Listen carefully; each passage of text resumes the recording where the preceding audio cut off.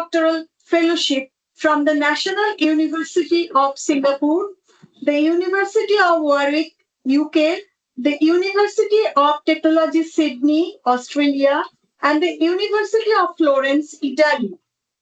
He has prior industry experience as a software engineer from Entity Data and Goldman Sachs. He also held a project assistantship at the Indian Institute of Science, Bangalore. Dr. Roy is a theorist with research interests spanning various areas of quantum information science since his MSc, such as quantum computation, quantum algorithm, quantum machine learning, quantum metrology, quantum control, and quantum foundations.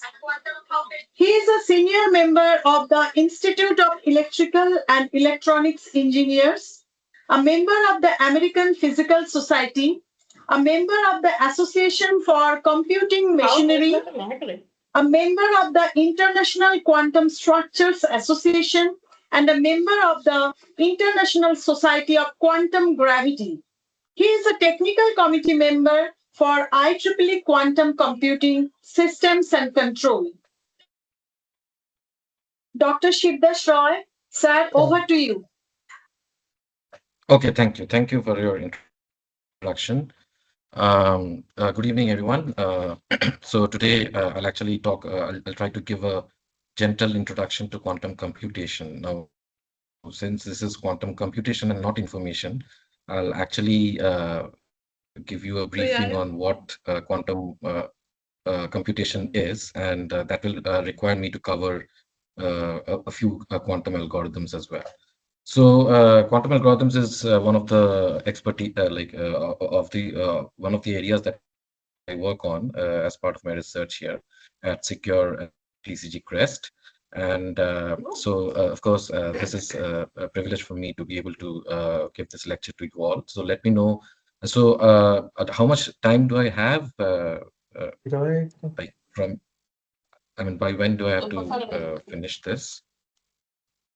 Can somebody please ship? So this is it's actually 6:45 now. It is. So I have time till. It is up to 8 p.m. Okay, so it's 6:45 now. Including all if you have any interaction with the participant. Right. Okay. So I'll pace my lecture that accordingly then. So it's 6:45 now. I'll try to finish by 7:45, and then maybe I can take questions from the participants. All right. So the topics that I'll cover, of course, I'll give an introduction, and then I'll talk about quantum states and gates, then quantum measurements, quantum noise, quantum teleportation. This is something which many of you may have heard already.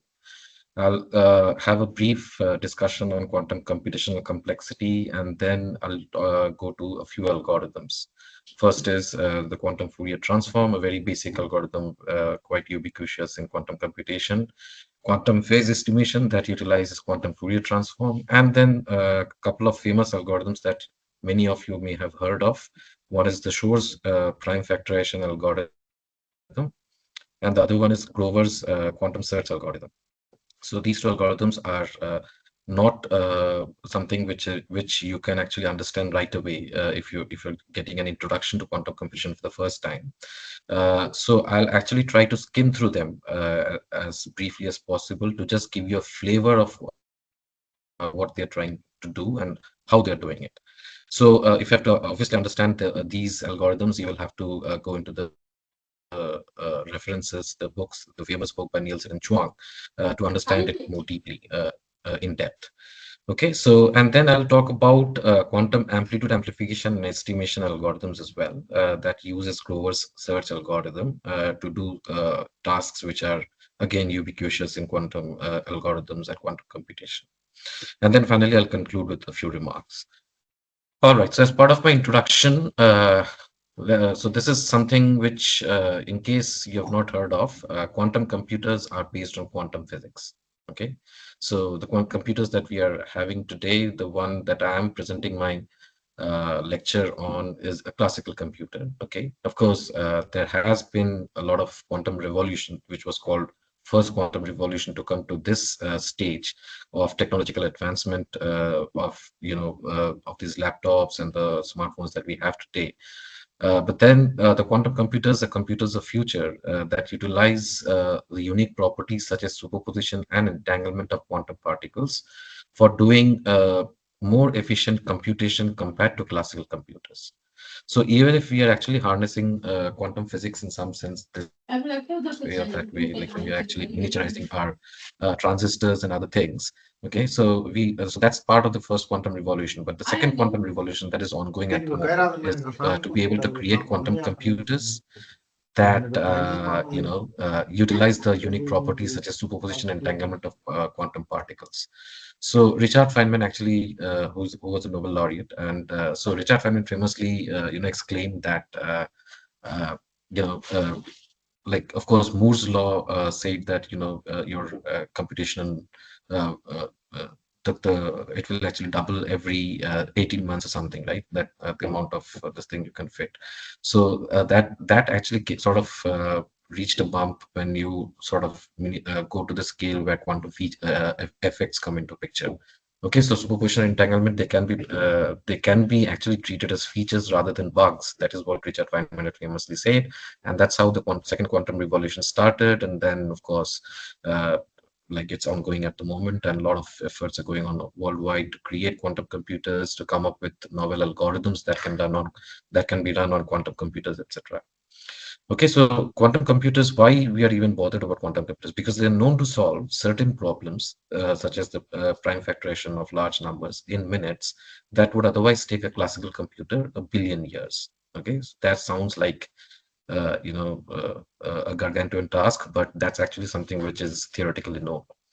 Okay, so practically till date, nobody has actually been able to demonstrate this. Okay, there has been claims here and there, but then, after a while, people show that, okay, those claims are actually something which did not stand the test of time, basically. So yeah, so these efforts are ongoing to achieve what is called quantum advantage. That is to be able to solve problems in minutes that would otherwise, take a classical computer, let's say, 10,000 years, 20,000 years, or billion years, whatever. So while classical computers use bits, quantum computers use what we call quantum bits or qubits in short. Okay, so while a classical bit has a state either 0 or 1, a qubit can be in either of the states 0 and 1. You use this Dirac notation, which we call get 0 and get 1.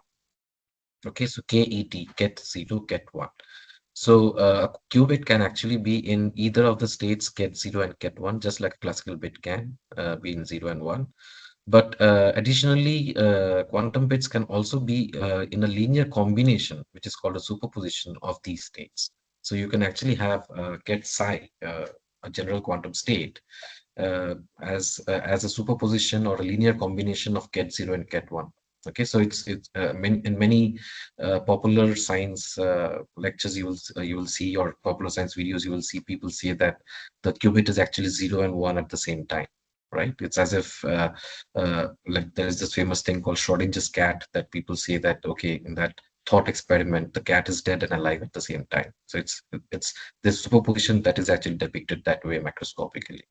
So nobody actually knows at what point we are not at two different places at the same time. Okay, but when we sort of zoom out of quantum particles, at some point, of course, we know that we can't be at two places at the same time. But so far as electrons, protons, neutrons, photons, they are concerned, they can actually be in two places at the same time in this manner, by being in superposition of two position states, let's say. Okay, so mathematically speaking, or technically speaking, we say that get psi is alpha times get 0 plus beta times get 1. And here alpha and beta can be complex numbers, but often we actually take them as real. Okay, so nonetheless, what happens is the mod alpha squared plus mod beta squared is supposed to be equal to 1. Okay, so unless a mod alpha squared plus mod beta squared is equal to 1, your state get psi will not be called a normalized quantum state. So it will not be actually a valid quantum state per se. Okay, unless you have this thing being satisfied. So I'll come to what it means actually. So the state, the state of a qubit basically is a vector in a two-dimensional complex vector space, which is called a Hilbert space.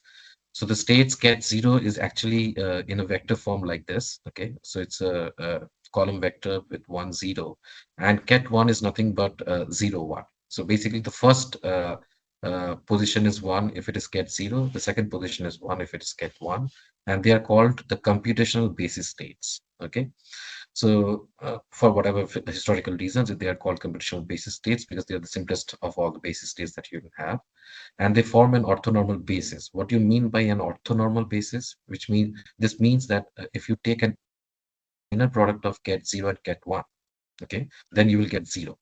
But if you take an inner product of get 0 or get 1 with itself, then you will get a 1. Okay, and these are scalar 0, scalar 1. But if you take an outer product of get 0 and get 1, separately, and you add them, you will actually get what is you will actually get the 2 by 2 identity matrix. Okay, so this I is actually the identity matrix, and when I say outer product, I mean get 0 bra 0. So this notation, just in the direct notation, just in the opposite form, is actually bra. It's called bra, and bra 0 is actually nothing but the complex conjugate transpose of get 0. Okay, so basically your column vector 1, 0 just became a row vector 1, 0. Okay, for get 0 becoming a bra 0. And then multiple qubits reside in higher dimensional Hilbert spaces, just like two classical bits can be in four possible states: 0, 0, 0, 1, 1, 0, and 1, 1. Right, this is well known to you all in case you're not uh, introduced quantum information. A pair of qubits can actually has actually four computational basis states: get double zero, get 0, 1, get 1, 0, get double 1, and they can exist in superpositions of these states as well. Not just the computational basis states 0, 0, 0, 1, 1, 0, and 1, 1, but also a superposition of these states.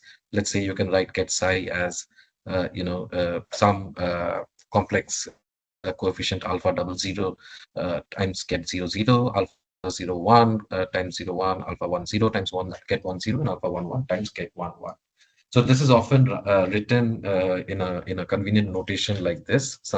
The summation symbol j goes from 0 to 3. Okay, so 0, 0 is 1, 0, 0, 1 is 1, 1, 0 is 2, and 1, 1 is 3. Okay, so you just write it as summation over j equal to 0 to 3 alpha j, and then j ket of j.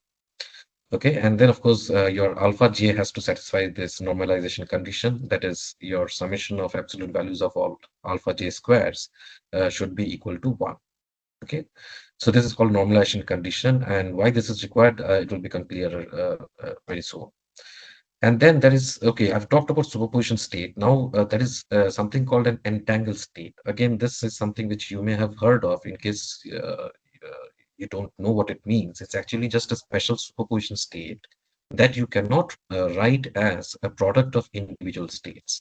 By product here in quantum information in general, we say a tensor product. Basically, a product typically implies a tensor product.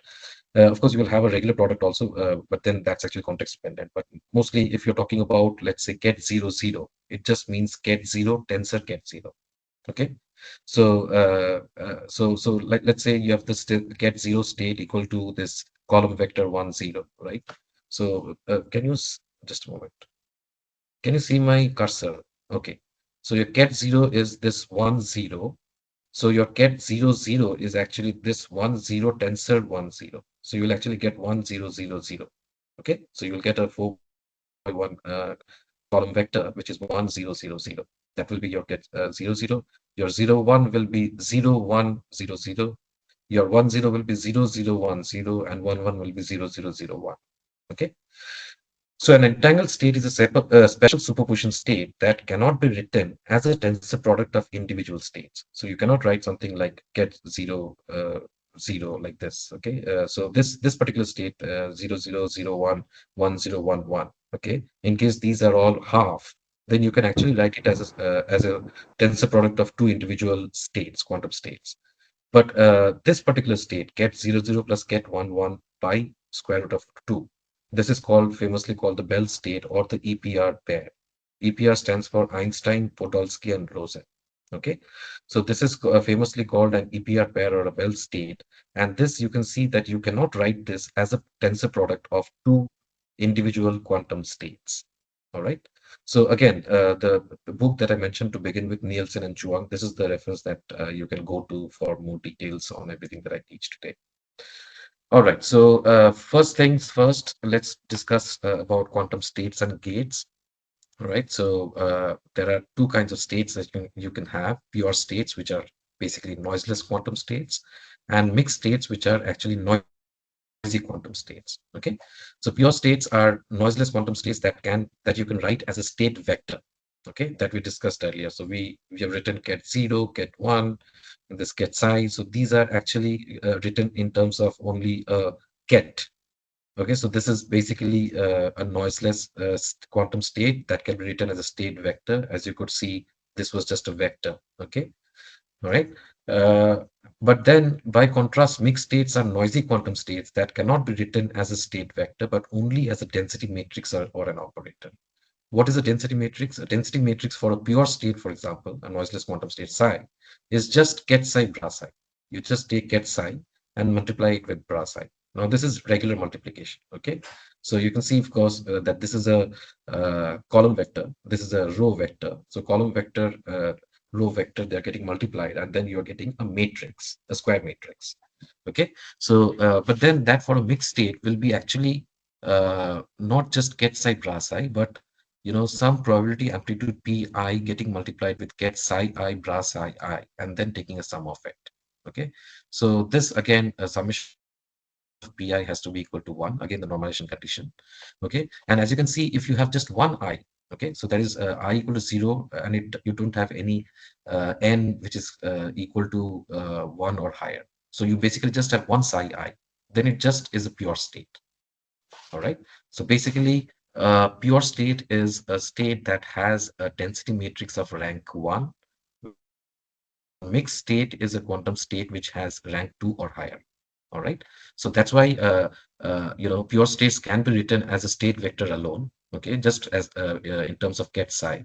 But for a mixed state, you cannot write it as a state vector. You will have to write it as a density matrix. A pure state can be written as a state vector as well as a density matrix like this, whereas a mixed state can only be written as a density matrix. It cannot be written as a state vector, as an individual state vector, because it's a mixture of multiple vectors.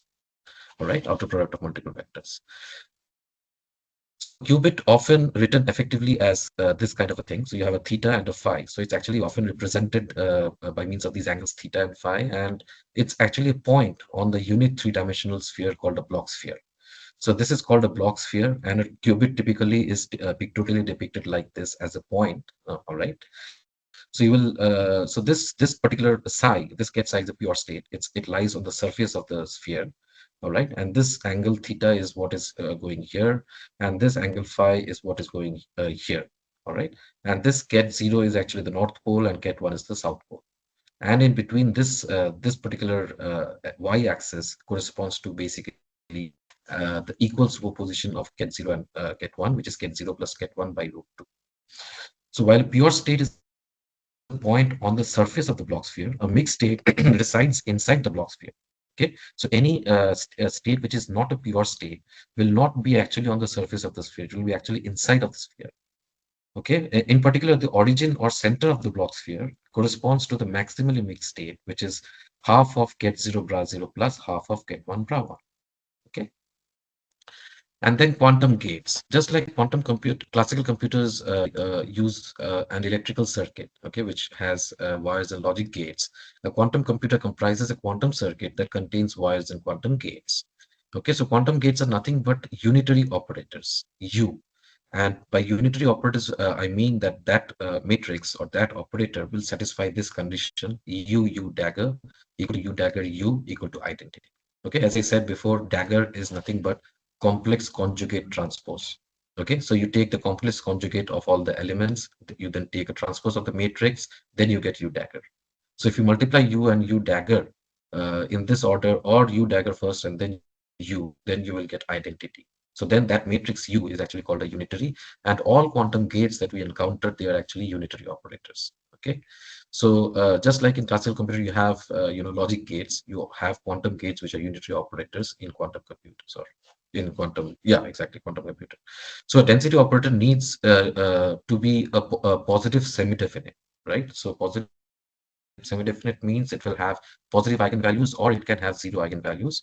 It is Hermitian, that is, its complex conjugate transpose is equal to itself, okay, and is of unit trace, which means the trace is actually zero. Trace is actually one trace of the matrix. So these are the properties that a density operator has to satisfy. But a unitary operator needs only to be reversible. Okay, that is, U dagger has to be equal to U inverse. If you just look at this equation, U dagger equal to identity, you will see that you can take U dagger to the other side and it becomes, sorry, you can take this U to the other side and it becomes U inverse. So your U dagger is actually equal to U inverse. And you will notice that, of course, for this to hold, U dagger to be equal to identity, your unitary operator U cannot have a zero eigenvalue. So there are examples of single qubit quantum gates, which are the poly operators, this X gate. This is just the famous NOT gate. Okay. So we have in classical logic, we have this NOT gate, right? So that is what this poly X gate is called. Okay. Poly Y gate is this, where this I is nothing but this imaginary unit square root of minus I. Then the poly Z gate. So this X, Y, Z poly gates are actually very or poly operators. These are very common in quantum information literature. It's actually everywhere, like literally everywhere you will encounter them if you're actually into quantum information and computation. So these are very important ones. And then you also have something called a Hadamard gate as a single qubit gate, okay, which is 1 by root 2 1 1 1 minus 1. All right, so in Dirac notation, you can write it like this. So basically, this first element is nothing but ket 0 bra 0 element, right? So you can think of the first row corresponding to ket 0, first column corresponding to bra 0, okay, second column corresponding to bra 1, and second row corresponding to ket 1. Okay, so basically, if you have a 1 by root 2 1 1 1 minus 1, this in Dirac notation, you can write it like this: 1 by root 2. There's a 1 by root 2 here, so 1 by root 2 ket 0 bra 0. There's a 1 by root 2 here, so you have ket 1 by root 2 ket 0 bra 1, because this is corresponding to ket 0. This column corresponds to bra 1. And then this 1 by root 2 will actually be corresponding to ket 1 row, right, and bra 0 column. And then finally, you have minus 1 by root 2 in the ket 1 bra 1 position, right? So an arbitrary single qubit unitary gate is basically just a rotation, all right, on the Bloch sphere. So you can write U as equal to cos of, let's say, gamma by 2 minus sine of gamma by 2, then sine of gamma by 2, and cos of gamma by 2, gamma being some angle. Now, examples of multi-qubit gates. Now, they are also important. So you can have two qubit gates, let's say in particular the C0 gate, where you can write that, okay, you have two qubits, A and B, that goes to A, and then B XOR A gate. Okay, and sorry, this is direct sum actually, B and A. You will see what it means. And then the swap gate also, what it does is it actually just has two qubits A and B that get swapped. So their locations, there's positions that get swapped. So AB became a BA now. All right, so this is what the swap gate does. So what is the control NOT gate unitary look like? It looks like this. Okay, so you have one along the diagonal in the first two positions, and just the NOT gate here. So basically what the control NOT gate does is, if your control qubit, let's say, so this is how pictorially it is depicted. This is the control qubit where you have this dark circle, and this is the target qubit, which has this this direct sum symbol, basically this symbol. So this just means that if your control qubit is get 0, then your target qubit will be flipped. If it is get 0, it will become get 1. If it is get 1, it will become get 0. If your control qubit is get 1, sorry, control qubit has to be get 1 for this to be flipped. If it is get 0, then it doesn't get flipped. Okay, so that is what your control NOT gate does. And as a matrix, it looks like this. As I said, unitaries as well as density operators, they are like square matrices. And the swap gate, it actually, as I said, it just swaps the positions of two qubits. So AB becomes BA. So it's nothing but, it's actually a combination of three C0 gates. So if you put three C0 gates like this, you will get the swap gate. It will act on two qubits and become AB. It will flip the positions of the two qubits, and it's actually pictorially depicted in quantum circuits like this, the swap gate. All right. So next, how the gates act on states. So when we have a pure state that are represented mainly by state vector psi, they evolve under the action of a unitary U as psi acting on U of psi, right? U acting on psi. Now this is just regular product. So your U matrix is actually acting on this vector. All right. So you will get then a resultant state vector. Okay. And of course, the density operator of the state then evolves as this get psi bra psi is nothing but U of psi, all right, and then bra of psi U dagger. So this is what the density matrix looks like after it has evolved from small psi to capital psi. Whereas the mixed state can also be that can only be written as a density matrix rho, but not as a state vector. It evolves under the action of a unitary U as like this. So let's say your rho at time t0 is rho 0, okay, the density matrix, and then at time t it becomes rho t. Then rho t is related to rho 0 like this. Your unitary is U that acts for time t, ut rho 0 ut dagger. All right, so you have actually U rho U dagger. Same thing here, right? Your rho is for the pure state is actually gets psi bra psi. So that is just U rho U dagger giving you the final rho here, right? So in the state vector form, you need not actually for pure states you need not actually write like this. This writing like this is enough because you can state vectors are enough for pure states. But so far as density matrices are concerned, you can see it's actually the same as what it's like here for the mixed states, right? So now consider creating the state plus minus, okay? Where plus state is nothing but get 0 plus get 1 by root 2, and minus state is get 0 minus get 1 by root 2. So how do you create this state? So this plus minus state is nothing but you take a tensor product of these two, and then you get this state. So get 0, 0 minus get 0, 1 plus get 1, 0 minus get 1, 1 by root 2. How do you create this? You basically use two Hadamard gates H acting in parallel. So Hadamard is like this Hadamard, okay? This is how it is represented. So imagine you have two Hadamards in parallel, okay, and acting on 0, 1. So then it will actually act like this. So you can write two Hadamard gates acting in parallel is written like this: H tensor H acting on get 0 get 1. Again, this is just get 0 tensor get 1, right? So if you write them all of them in Dirac notation, like as I showed before, you can write a Hadamard gate in Dirac notation like this.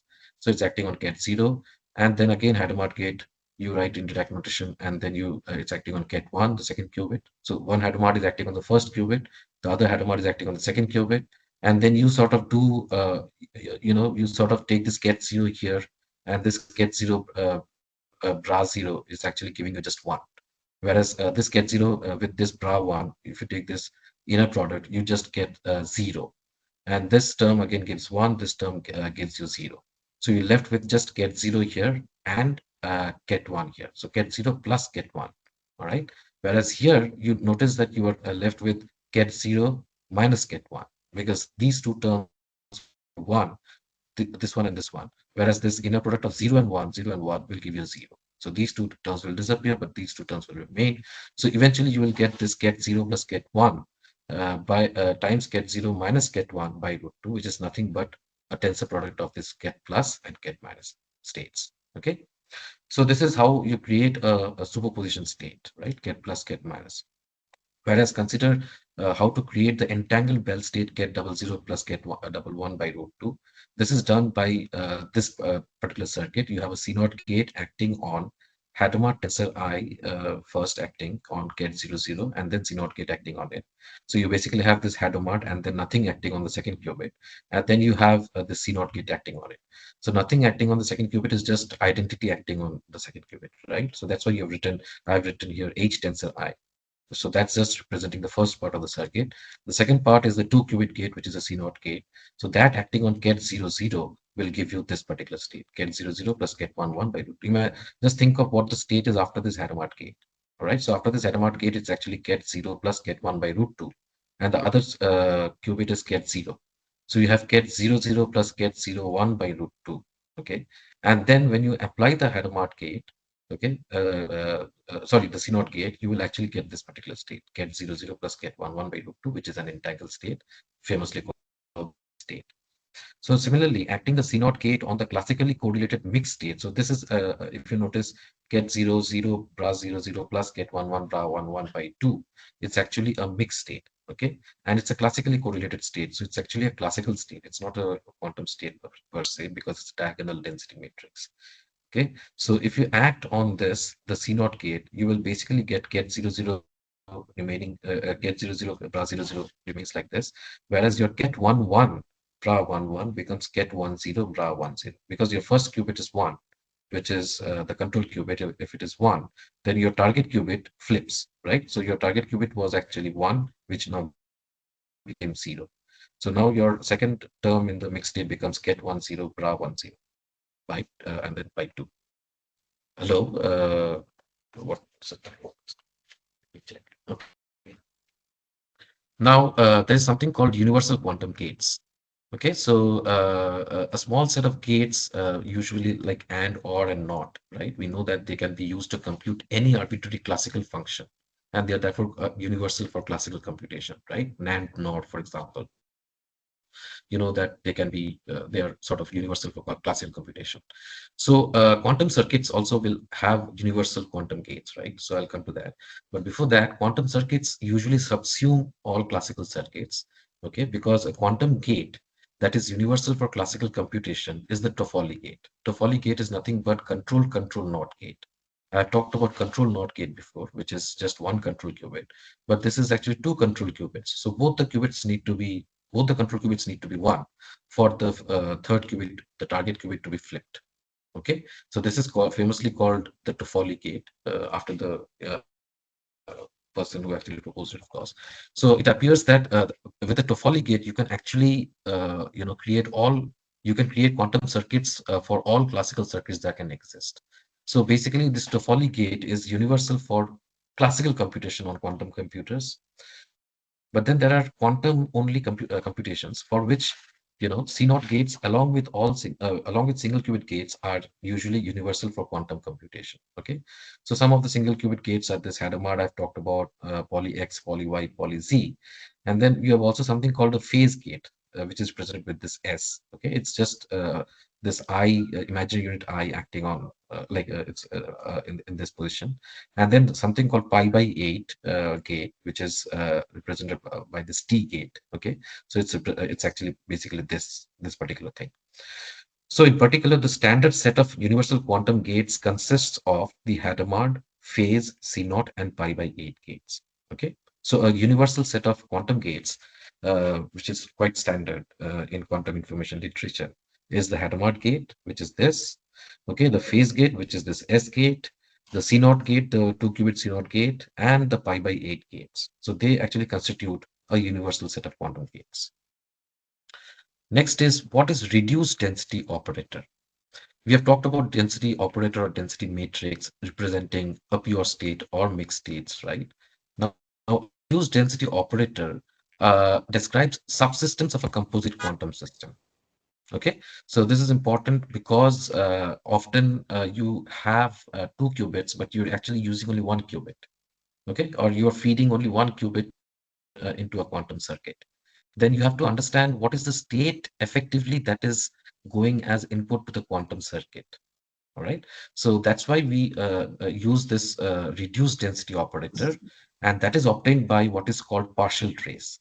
All right, so a reduced density operator describes subsystems of a composite quantum system. So given the density operator, let's say rho a b, of a composite system of two physical systems A and B, the reduced density operator for system A is rho a, rho a b. You just take this rho a b and you trace out the B part. Okay, so you're left with rho a. So this is this trace operator with respect to B is actually the partial trace over system B. Okay, and it's nothing but you can think of A1 get 1, A1 get A2, tensor get B1 bra B2. Okay, this is nothing but you just take trace over the B part. All right, and your this part remains the same. You have not taken trace of for this part. So this is what partial trace does. All right, so A1, A2 are any two vectors that are in the state space of A, and B1, B2 are any two vectors in the state space of B. Now consider the example of the composite Bell state. All right. So if you have the density operator, the usual Bell state is this get 0, 0 plus get 1, 1 by root 2, right? It's a pure state. But if you take the density operator of it, which is this get psi, bra psi, right? So you have this get of this multiplied with bra of this. So you actually expand the product, you get this particular state. Now, if you trace out the second qubit, what you find the redo density operator to be is you write rho for the first qubit is actually equal to trace over second qubit of rho. Then you just have the first qubit, this 0, 0 remains get 0 bra 0. Whereas the second qubit, you take an inner product of the two. So you actually have this 0 and 0 inner product. All right. Plus, the second one is the first qubit remains get 1 bra 0. All right. Whereas the second qubit now 1 and 0, you actually take the inner product of that. So this bra 0 and this get 1 together, you take the inner product. Now this term obviously disappears. This term disappears because they are orthonormal. So get 1 bra 0, bra 0 get 1 or bra 1 get 0, they just give you 0. Whereas bra 1 get 1 and bra 0 get 0 gives you 1, right? So you have this state which is get 0 bra 0 plus get 1 bra 1 by 2. This is represented as identity by 2 because the sum of this is actually identity, okay? And that is divided by 2. And this is actually called a maximally mixed state, all right? So it's a mixed state you are getting out of a pure state. So because it's a entangled state, you cannot write it as a tensor product of two separate quantum states.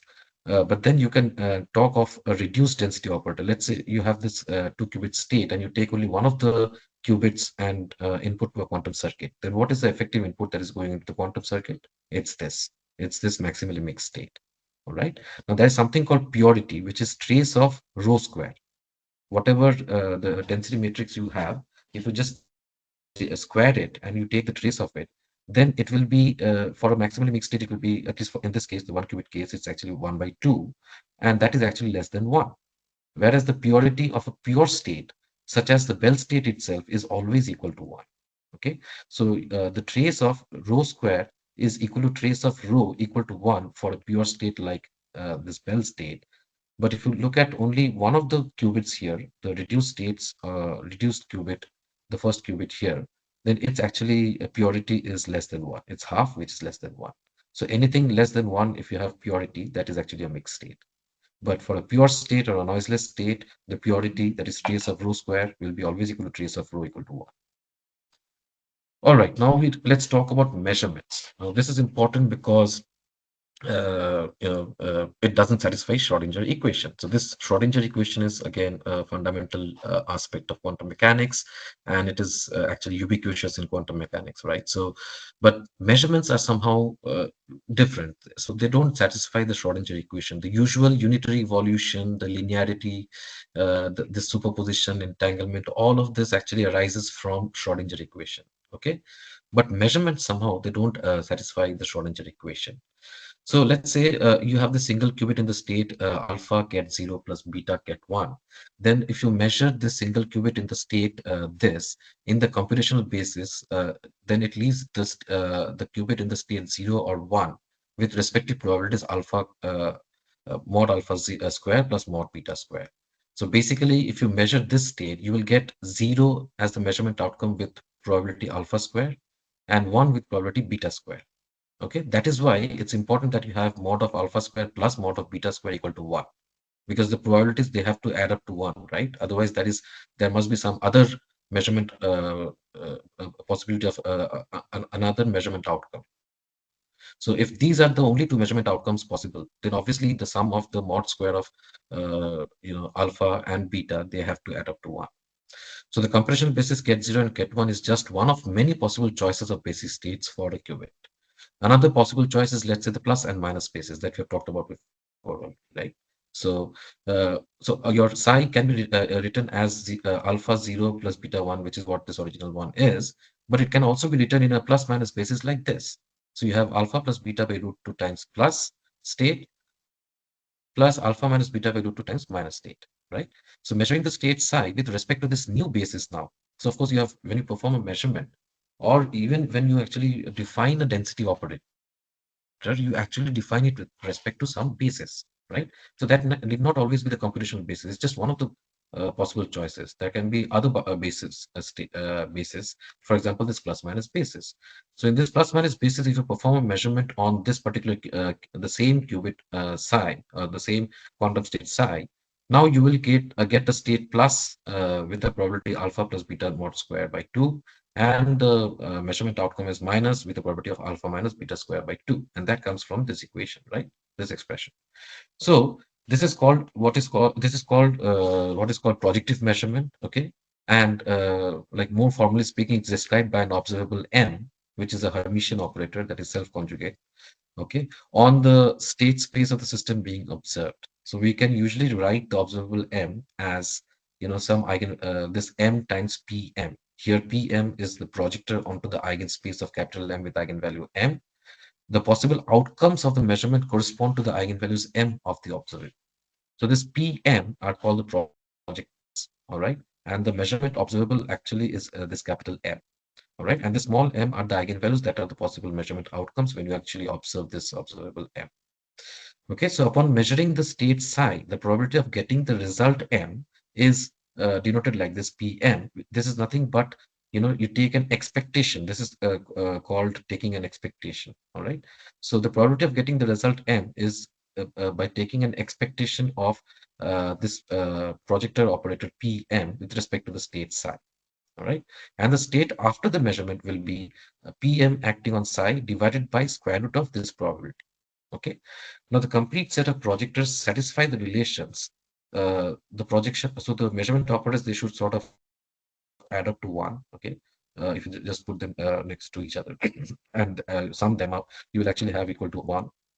And the projector, if you take PM and M prime, then it will just be delta M prime PM. That is, if PM and PM prime, M and M prime are different, then you get 0. But if M and M prime are the same, then you just get PM. Okay. So with the projectors simply being, so basically the projectors are nothing but this get M bra M. Okay. If your M is the possible eigenvalues of the measurement observable M, then your basically projector operators are nothing but get M bra M. Okay, so the more general measurements are what are called POVM, and the full form of POVM is positive operator valued measure. Okay, so general quantum measurements, they need not always be projective measurements. Okay, so they are described by a set of measurement operators MM acting on the state space of the system being measured. The probability that measurement result M occurs in this case is, again, you're taking an expectation with respect to psi of what is called MM dagger MM. Okay, MM is the measurement operator.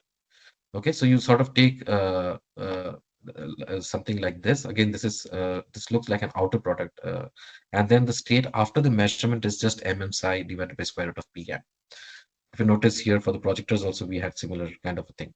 Okay, so interestingly, what happens is the measurement operators satisfy the completeness relation, that is your summation over all M of MM dagger M should be 1. So that you take the summation of all these PMs, it should be actually equal to 1. So all the probabilities, they should add up to 1. Now you define something called an effect operator. This is actually called an effect basically. So this EM is equal to MM dagger MM. You just take this MM dagger MM as something called EM. Now this EM is supposed to be a positive operator, right? Because it's an operator getting multiplied with its own conjugate. So it will always be a positive operator. All right. And then you have the summation of M of EM equal to 1, because you have summation of M, this thing equal to 1. You will have this EM being summed over all M equal to 1. And this small pm is again expectation of with respect to psi of this EM operators. So these operators EM are now known as the POVM elements, and the complete set EM is known as a POVM. For example, for a projective measurement described by measurement operators PM, all the POVM elements are the same as the measurement operators themselves. All right, since EM is equal to PM dagger PM equal to PM. Now there is something called post-selection. Just imagine you perform a projective measurement with these projectors, ket0 bra 0 and ket1 bra 1, p0 p1, okay, on the first qubit of the quantum superposition state. So, so you have this state and you perform this projective measurement on the first qubit, all right, and you obtain the measurement outcome as 0. then it will leave the second qubit in the state ket0 plus ket1 by root 2. Okay, and this is what is called post-selection based on your measurement outcome being 0 of your first qubit. Similarly, if you do the same measurement now on the first qubit of the entangled Bell state, get 0, 0 plus get 1, 1 by root 2, and obtain the measurement outcome as 0, then it leaves the second qubit in the state get 0. Okay, so this is what is called famously called wave function collapse. So if you notice that in this case, right, your second qubit was still in a superposition state after you have measured the first qubit. But in this case, after you have measured the first qubit and you get ket 0, your second qubit is left in ket 0. So your wave function for the second qubit also has collapsed. All right. Whereas if you had gotten the measurement outcome 1 when you measured the first qubit, 1, you would have the second register also in the state 1. So that's again due to wave function collapse. Now, quantum operations, a quantum state in general, just check the time. Okay, it's really 7:30 almost. So quantum state in general transforms as rho prime, as a function of this thing, and this map E is actually called a quantum operation. So like what we had unitary transformations, we had measurements. So all of these, so you can write E of rho for unitary operations like this, U rho, U dagger, as you have seen before. And then your measurement operation actually is written like this, rho, dagger. All right, so these are also quantum operations. But when you talk about noisy quantum system, that is an open quantum system, it actually arises from an interaction between the system of interest, let's say S, and an environment E, which together form a closed quantum system. So assuming that the initial system environment state is rho SE, the system undergoes the quantum operation all right, which is just trace over the environment E, all right, of your U rho SE acting, U acting on rho SE. Okay, and this is something called operator sum representation. Okay, so you can write this E of rho as something like this. This rho is the initial state. It's actually acted upon by this operators called Krauss operators EK. Okay, and they sort of satisfy the trace preserving condition EK dagger EK summed over all K equal to identity. So now let rho E, the effective state of the environment, that is once you have traced over the system of rho SE, if it is like this, is the reduced initial environment state, and rho SE evolves via the unitary transformation U, then the Krauss operators EK are simply given by this expression. Okay, so talking of open quantum systems, there are broadly speaking different ways you can actually categorize noises, but here I've talked about only two kinds of noise, unital and non-unital noise. This is one way you can categorize noises. All right, so the unital noise is something where your Krauss operators satisfy this condition, that is EK dagger equal to 1. Both the noises, they sort of satisfy this condition, EK dagger EK equal to 1. Okay, summed over all K. But if it additionally satisfies this EK dagger equal to 1, then it's called a unital noise. Why is it called a unital noise? Because if you notice that it's actually similar to how a unitary is, right? A unital noise basically does not change, and it actually preserves what is a maximally mixed state that I talked about before. But a unitary, you can see, it's just a special case of unital operation where there is only a single K. So if you have just a single K, then your unital noise is nothing but just a unitary operation, right? Because U dagger U already you have equal to identity, right? From this expression. And now on top of that, you have U dagger equal to identity. So it becomes a unitary. Whereas a unital noise is one where you have multiple Ks, more than one K. One example is phase damping, which sort of describes loss of quantum information without loss of energy, and it causes the off-diagonal elements of the density matrix to decay to 0 with time, such as for the single qubit case. The Krauss operators are E0 like this and E1 like this. Okay, so these are the phase damping parameters. Non-unital noise is something just that the Krauss operators, they do not satisfy the condition is. All right, so this condition, if it is not satisfied, then a non-unital noise does not preserve a maximally mixed state. Example is amplitude damping. So in one case, it was phase damping where the off-diagonal elements of the density matrix was was actually decaying from to 0 with time. And the other one is amplitude damping, which sort of describes energy dissipation, that is effects due to loss of energy from a quantum system. Okay, so for example, for the single qubit case, the Krauss operators are like this. All right, so again, this gamma are these amplitude damping of parameters. Okay, I'll quickly talk about quantum teleportation. I don't think I'll be able to cover everything that I intended to, but anyway, I'll see how much I can cover. Quantum teleportation is again something which you may have all heard of. Okay, so it's something as if it's beating the speed of light, but I'll tell you why it's not. Basically, you have a quantum state. Alice has a quantum state. Okay, and she wants to send that quantum state to Bob. Okay, so how can she teleport it to Bob if, let's say, Bob is, at the other end of the universe? So it's this is something what happens like so basically, let's say, suppose Alice and Bob they met long ago and now they live far apart. Okay, so when they were together, they had generated a Bell state, an EPR pair, each now taking one qubit of the EPR pair when they separated. Okay, so now Alice needs to deliver a qubit psi to Bob. So the state to be teleported, let's say psi, is just alpha 0 plus beta 1, where alpha and beta are unknown amplitudes. The state input into the circuit is like this. So at this point, this psi 0 is actually just this particular state, right? Because your this beta 00 is nothing but the initial state EPR pair that they were sharing, Alice and Bob. Okay, so these two are actually uh, just a moment. The two top lines represent Alice's system, while the bottom line is Bob's system. Okay, so now uh, what does Alice do? Alice actually acts this C0 gate. Okay, so Alice sends her qubits through a C0 gate, obtaining this particular state. She then sends the first qubit through a Hadamard gate, obtaining this state. So if you notice that then at the output of this Hadamard gate here, Alice has these two qubits, and these two qubits are in this form, right? Get 00. So Alice has this get 00, then Bob has this. So basically, if Alice has get 00, Bob has this. Alice has corresponding to 01, Bob has this. Corresponding to 10, Bob has this, and corresponding to 11, Bob has this. So now basically Alice performs a measurement, okay, on the first two qubits that she has.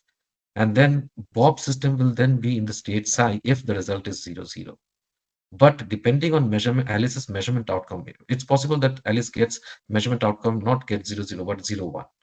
Okay, then this is not the original state that Alice intended to teleport, right? So to know which state it is in, Bob must be told the result of Alice's measurement through a classical communication channel. Now, since this classical communication is happening, that is why your teleportation protocol cannot exceed or cannot beat the speed of light, which is considered the cosmic speed limit, right? So Bob can then fix up his state, recovering psi, the original psi that Alice intended to teleport, by applying the appropriate quantum gate. So if Alice's measurement outcome is 00, Bob does not need to do anything. If it is 01, he applies the X gate. If it is 10, he applies the Z gate.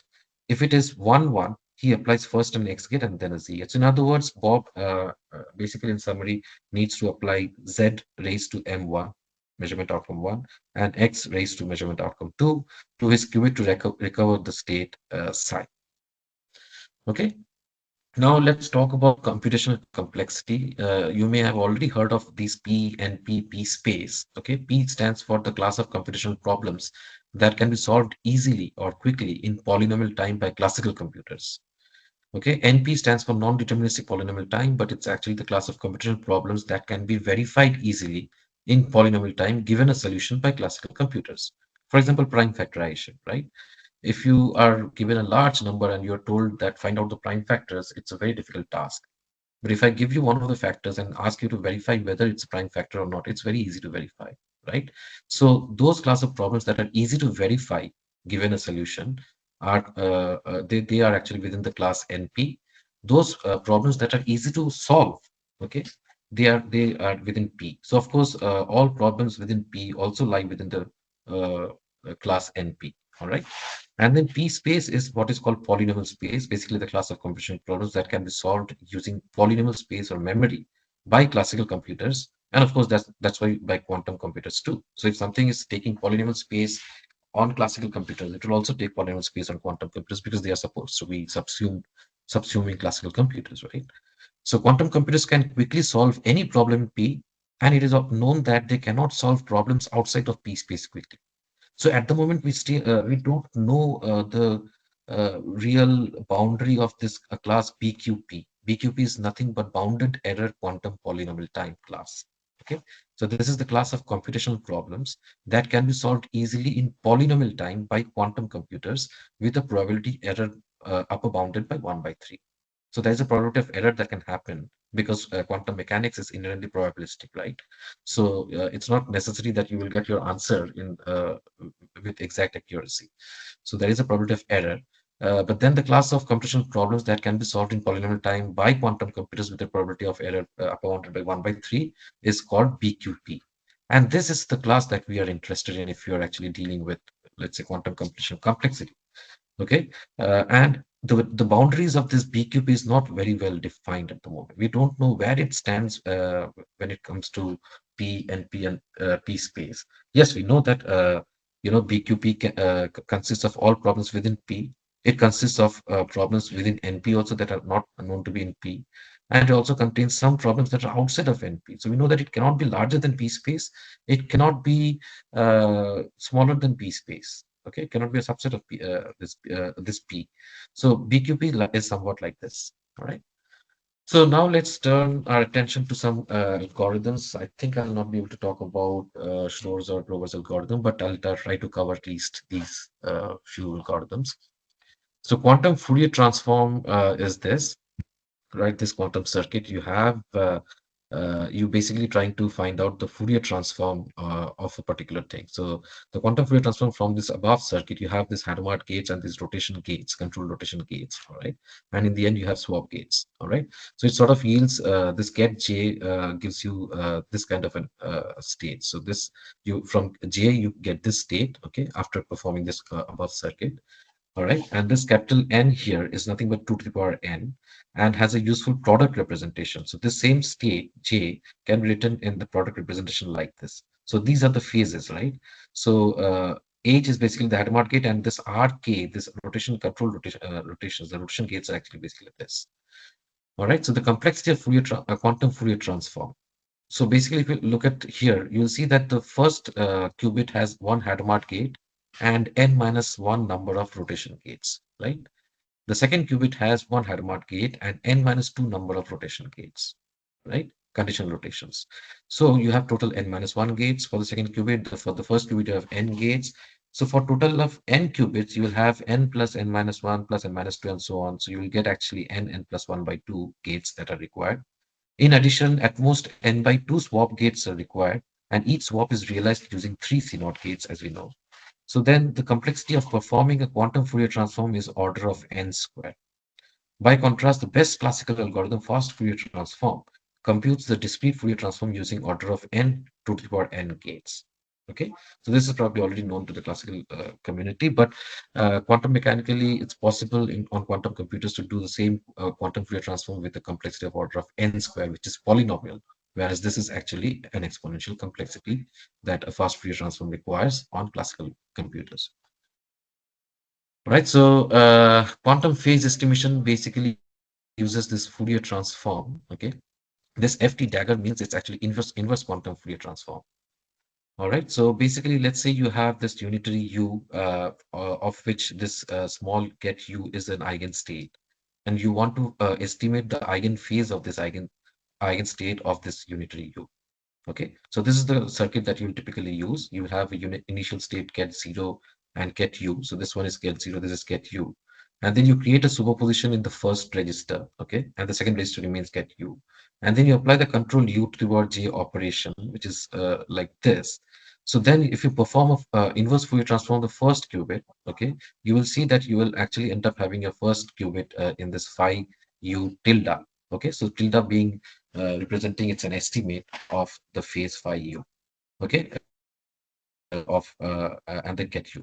So if you now measure the first register, you just get the estimate of the phase corresponding to the eigenstate U of the unitary U. So this is what the quantum phase estimation algorithm is. And when you talk about the complexity of the quantum phase estimation algorithm, basically for getting n-bit approximation phi U tilde of phi U, the required number of qubits in the first register is t equal to this, where epsilon is the probability of error. Okay, so you can again check this reference for this. The complexity of the algorithm is dominated by that of the inverse Fourier transform order of t squared. So basically, the complexity of quantum phase estimation also is order of t squared, t being the number of qubits that we are using. And the algorithm also involves one call to the controlled u to the power j black box oracle. So this kind of controlled u to the power j, which is sort of a black box. It's actually often called oracle in quantum computation information literature. Okay, so let me check how much time do I have left. So it's 7:42. I'll very quickly go through Shor's algorithm and whatever I've left. Basically, Shor's algorithm requires you to do first order finding. Okay, so order is basically the least positive integer. Okay, let's say r. So x raised to r, if you divide it by capital N, you should get a remainder of 1. So your order is actually basically the least positive integer r, for which x raised to r divided by n will give you 1. So basically x to the power r is equal to 1 mod n. So this is the circuit for order finding. Okay, so you have initial state this, then you. I'll not go into the details much because, as I said, the intent is to give you the flavor, basically, of what Shor's and Grover's algorithm does. But to understand it in depth, you have to actually go into the book. You have to go and read the book for that. So basically, you create the superposition of the first register using this set of Hadamard gates, and then you apply the control unitary like this, where sort of your US is the eigenstates of the unitary U. This so basically this is the unitary x raised j m mod n that is being you're just performing phase estimation basically. So your U of acting on US, the eigenstate, this is actually just this 2 e to the power 2 pi I s by r us. So basically, you have a phase that is s by r that you have to estimate. Okay, so that's why you perform an inverse Fourier transform on the first register. This is FT dagger, which means inverse Fourier transform. So in the first register, you get s by r, but you are after r, you're not after s by r. So you get an estimate of s by r in the first register, which if you measure, you will get s by r. Now from that s by r, you have to find out r, for which you have to use what is called continued fractions algorithm. Now the continued fractions algorithm is to describe real numbers in terms of integers alone, such as if you have 1 by 13, you just sort of have this as equal to 2 plus 1 by. So basically 31 by 13 is first split into its integer and fractional part like this, 2 plus 5 by 13, and then the fractional part is inverted to obtain 2 plus 1 by 13 by 5 and so on. So like this, you get something of this kind. This is what is called the continued fractions expansion of this particular real number. Okay. And then if you are given, so that if this is A0, this is A1, and this is, let's say, AN, it's a sequence of positive integers. And then let's say this is equal to Pn by Qn. Then Pn and Qn are real numbers defined inductively like this. P0 is A0, Q0 is 1, P1 is 1 plus A0 A1, Q1 is A1, and so on. So your Pn by Qn sort of represents this, is actually represented in terms of this particular expansion, continued fractions expansion. So what is the complexity of finding a continued fractions expansion uh, for this? So if s and r are L-bit integers, then the continued fraction for s by r can be computed using order of L cube operations, basically order of L split and invert steps, and each uses basically order of L square gates for elementary arithmetic. Then there is this modular exponentiation, basically the sequence of controlled u to the 2 towards g operations that you use, okay, is equivalent to multiplying the contents of the second register by the modular exponential x to the power z mod n. Okay, so this now requires two stages. The first stage uses modular multiplication to compute x square mod n by squaring x modulo n, then compute x to the 4 mod n by squaring x square mod n, and continue this way to compute x to the power j mod n for all j up to t minus 1. Okay, t basically is the number of qubits that you're using, and that's actually order of L. So total of t minus 1 order of L squaring operations is performed at a cost of order of L squared each, so that the total cost for the first stage of this modular exponentiation is order of L cube. The second stage is basically now you just observe this. So basically you have to do a multiplication of this. So performing t minus 1 modular multiplications with a cost of order of L square each, the above product can then be computed using order of L cube gate. So the total cost is order of L cube for the second stage as well. So basically, the complexity of order finding algorithm, the order finding algorithm can fail when S and R have a common factor. Well, we'll not go into this, but the Hadamard transform requires order of L gates, and the inverse Fourier transform requires order of L square gates. Modular exponentiation uses order of L cube gates, and the continued fractions algorithm also adds order of L cube more gates, right? So the overall complexity of the order finding algorithm is basically order of L cube. Now, if I reduce the factoring algorithm to the auto finding algorithm, okay, then I should be able to say that factorization takes, polynomial time. So basically, I'll not go into the details of this. I'll skip this part because I'm running out of time. So I'll quickly show you the complexity. Basically, is again somewhere around order of L cube, which is a polynomial in the number of qubits. So it's certainly not taking exponential time or complexity. Next is the Grover's algorithm. Now, Grover's algorithm uses something called an oracle. Okay, so suppose we wish to search through a space of n equal to the power n elements, and that the search problem has exactly m solutions, m being from between 1 and n. So we are supplied with an oracle, which is unitary operator O, with the ability to recognize without knowing solutions to the search problem.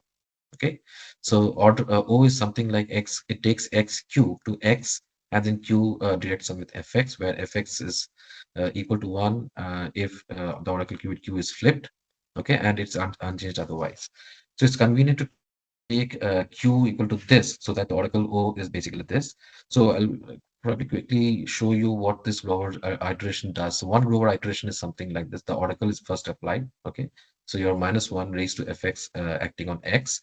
Then you do the Hadamard transform. Then you perform a conditional phase shift with every computational basis state except 0, which receives a phase shift of -1. So it's basically like this. X becomes this. The unitary operator corresponding to this phase shift is 2 ket 0 bra 0 minus I.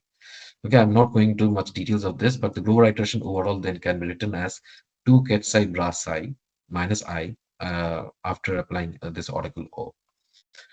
All right, so geometric visualization is this, that the first operation, first you would actually you have this psi, then you do a reflection about this alpha thing, and then you do another reflection with the Grover iteration. Once you apply the oracle, you do this reflection about this alpha axis, and then when you do the Grover full Grover iteration, you actually do a rotation about this psi axis basically.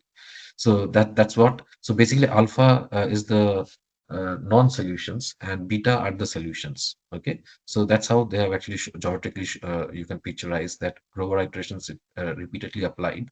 You can see that your solution it actually goes closer to the solution space rather than the non-solution space.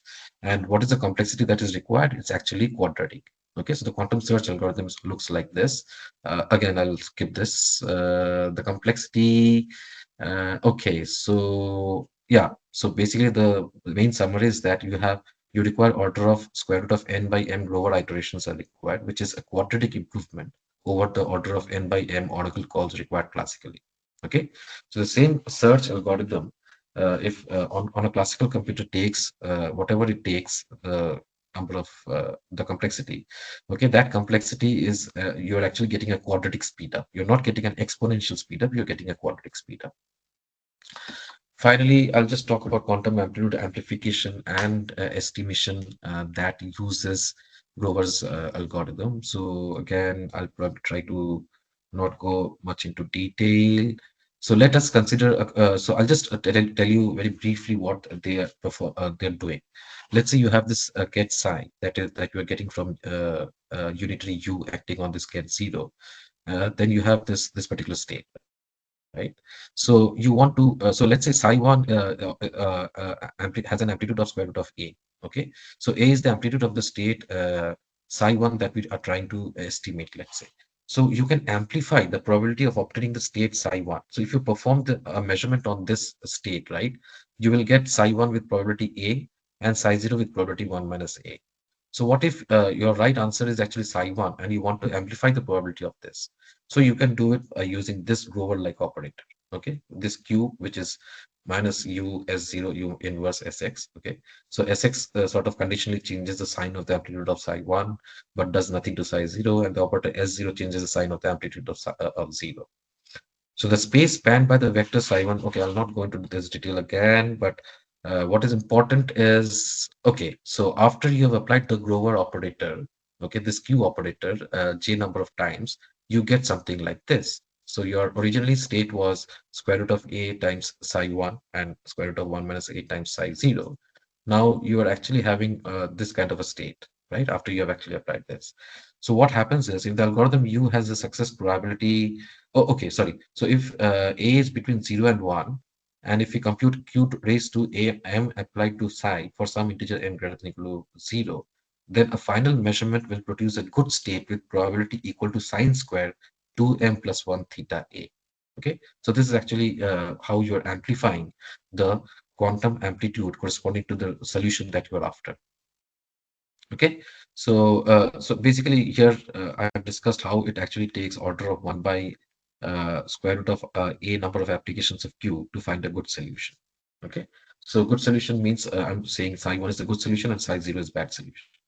So that way you actually need to apply q these many number of times, which is a quadratic speed up over what is achievable classically. And finally, quantum amplitude estimation. This is just an extension of amplification, again using Grover's method. Okay, so we initialize two registers, 0, psi. They perform quantum Fourier transform to the first register, apply the operation m, y, m, this thing. Okay, and then you do an inverse quantum Fourier transform to the first register, measure the first register, obtain the result phi. And finally, the output, the estimate of A, the amplitude A, as A tilde equal to sine square of pi phi by m. So it's easy to see from here the last step that this capital M equal to order of 1 by root A again, okay? And that's why you are getting a quadratic speed up, right? So to end my lecture, to summarize, a gentle introduction to quantum computation was presented in this lecture. We discussed quantum states and gates to begin with and how the gates act on quantum states, right? We also talked about universal quantum gates and reduced density matrices of composite quantum systems. We briefed about general quantum measurements, highlighting projective measurements and POVM in particular. We discussed general quantum operations and two types and examples of quantum noises. Two types as in unital and non-unital noise that we talked about. And then we introduced quantum teleportation protocol and how it does not violate the speed of light because of the need of the classical communication from Alice to Bob of the measurement result. And then after a gentle introduction to quantum computational complexity, poised amongst various standard complexity classes like P, NP, and P space, we discussed the quantum Fourier transform and quantum phase estimation algorithms and their complexities, right? So these quantum Fourier transform and as part of quantum phase estimation, these are like very important things, as in like in quantum algorithms, you will actually find it almost everywhere. And then we talked about two main quantum algorithms. Again, we didn't go much into the details for which you have to, go through the book, the actual reference. We just tried to get a flavor of what the Shor's prime factorization algorithm and Grover's quantum search algorithm is. Okay. And we showed that while Shor's prime factorization algorithm gives you an exponential speed up, that is, the complexity is polynomial. Okay, the Grover search algorithm gives you a quadratic speedup and yet a significant quantum speedup actually. Okay, and finally we briefed about the quantum amplitude amplification and estimation algorithms. These are again two of the advanced quantum algorithms that utilizes Grover's method. All right. Okay, thank you. So if you have any questions, sorry I didn't leave any time for you to ask questions, but maybe 5 minutes you have to ask me questions if you have any. Hello, sir. This is Dr. V. Yeah. ATAL Academy by Chennai. Hello. I Sir, can't hear you clearly. Yeah. hello, sir. Am I audible? Yeah, you're audible. My question is, thank you for the elaborate discussion. In the quantum Mm-hmm. computing, you said suppose I have 4 qubits, Mm-hmm. 4 qubits. So you may get the 16 possibilities. So why you need these all Raman gates and Pauli gates and all? At last we are going to get 0 or 1 to measure the values. Why you need all these operations and finally you get 0? Okay. So as I said, we use computation. So 0 and 1 that you're talking about is a computational basis states, okay? And that's historically called so for whatever reason. But there can be other basis states also. If you measure, you can get a plus state and a minus state also if you measure in the plus minus basis. Okay. So and you're talking about this so this poly X, Y, Z gates and all of these things. These are actually unitaries. So basically, just like in classical circuits, you need to have wires and gates, right? You have some logic gates. So same thing in quantum computation, right? So we have already seen some algorithms where we are using gates on acting on states to perform something that is not achievable classically, let's say. For example, the prime factorization algorithm. Of course, I've not gone into much detail because I just wanted to give you a flavor of it. But the idea is you sort of, so any quantum algorithm typically tries to achieve the task that you have, okay, as fast as possible. And eventually it has to output the right answer with a very high probability. Okay, because you have quantum states that can be in superpositions, right? You can actually have the final register that you're measuring in multiple states at the same time, right? So if you measure that, you will get only one of them. You will not get all of them. So the task of the quantum algorithm is to perform quantum computation in such a manner that you get the right answer with a very high probability. All right. So that's the main thing that is required. So yeah, of course, just like in classical computers, classical circuits, anything you represent with zeros and ones, right? So if you measure, what do you Because get? we Essentially, use essentially you we just get zero or one, zeros and yeah, ones. Yeah, tell me. actually we used to work with physical computers. Moving to quantum Hmm. computing, we are telling that zero or one superposition, zero or one, both values will Yes, be. yes, yes, yes, yes. So, for example, if I want to search a name from other database, so that's a Hmm. searching Hmm. algorithm. So names are stored in quantum computing. I don't know whether the memory is possible or not. If I want to Hmm. search one name, if you give one name, some data, I need to search the name Hmm. from the entire data, 1,400 names. Hmm. So how this Hmm. quantum computing is store the values, and when I give the value, how it will be searched. You said Okay, 4,040 means some number of right, qubits right, multiplied. So right, right. give some So example so that I can understand that better. yeah, actually, yeah, I mean, because it was meant to be an introduction, and I gave you a flavor of, let's say, the Grover search algorithm, right? So let's say you have a lot of data in the Aadhaar database, right? So billions of people. So like you just too much data there, right? So if you're searching through that for some name, let's say, okay, classically, it will take a long, long time, let's say. I'm just giving you an example, let's say. But then if you're using a quantum computer or like a quantum way of finding the thing, you will get a quadratic speed up. That is with whatever speed you could actually search the database, all right, you will get a quadratic speed up over it if you use quantum operations, all right. So that is at least what Grover's algorithm can help you do. So yeah, I Okay. mean, again, with examples, as I said, in classical computers, we don't see zeros and ones, right? But at the very basic level, that's what everything is represented as in terms of zeros and ones.